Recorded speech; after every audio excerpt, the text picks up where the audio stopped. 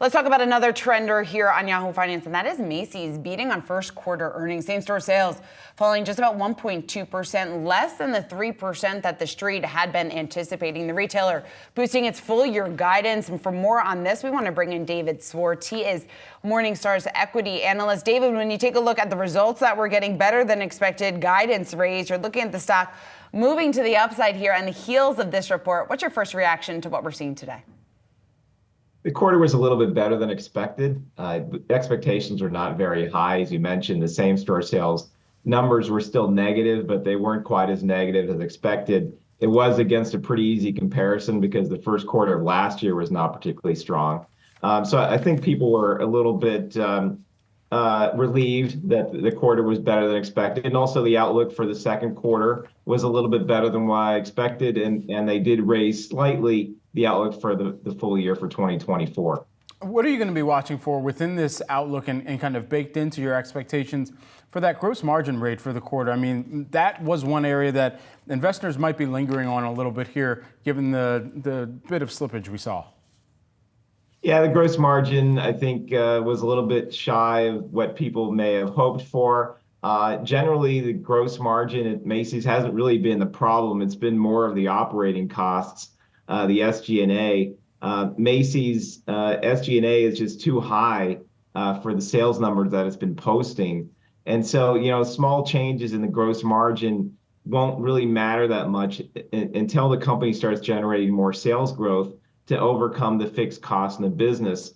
Macy's has been cutting costs, but ultimately it still needs to generate higher sales growth, needs to generate higher full price selling that will boost both the total sales and the gross margin, and then allow them to overcome the fixed costs. So as part of that controlled management of the SG&A, do you think that this company is going to have to close some of its location and the unprofitable locations in order to see a better impact on that gross margin rate?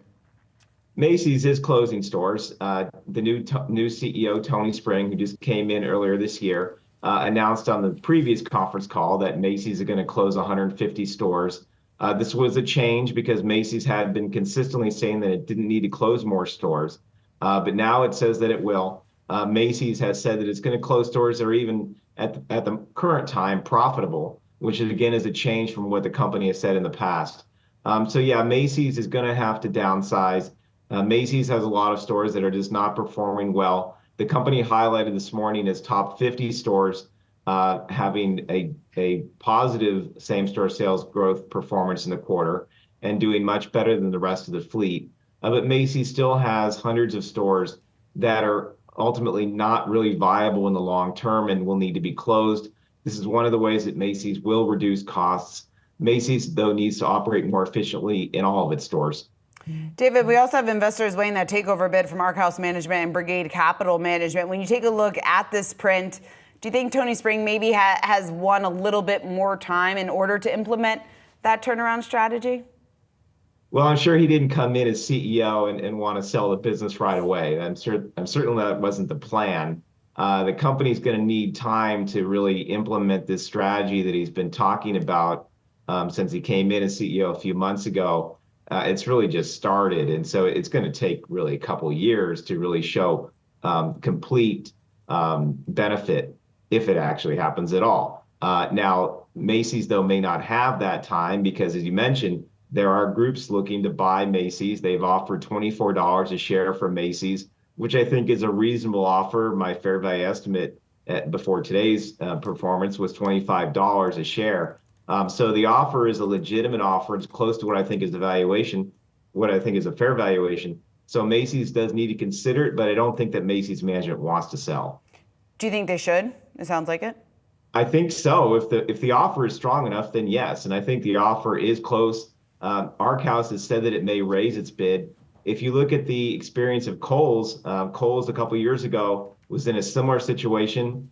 They had potential bidders for the company. The sale did not happen, and Kohl's stock price has not recovered. And this is what I wrote at the time 2 years ago, that it was too risky not to sell a business when there's an offer on the table. You just never know when there's going to be another one. And there haven't been more offers for Kohl's since then. And we don't know if there'll be more offers for Macy's. So Macy's may think that this offer undervalues the company. And you can make that argument based on the value of Macy's real estate, but you just never know if there's going to be another offer. David Swartz, who is the Morningstar equity analyst, talking all things Macy's with us today. We didn't even get to Blue Mercury. It's okay. My face looks all right. I got all the makeup on today here. Thanks so much, David. Appreciate it. Thank you.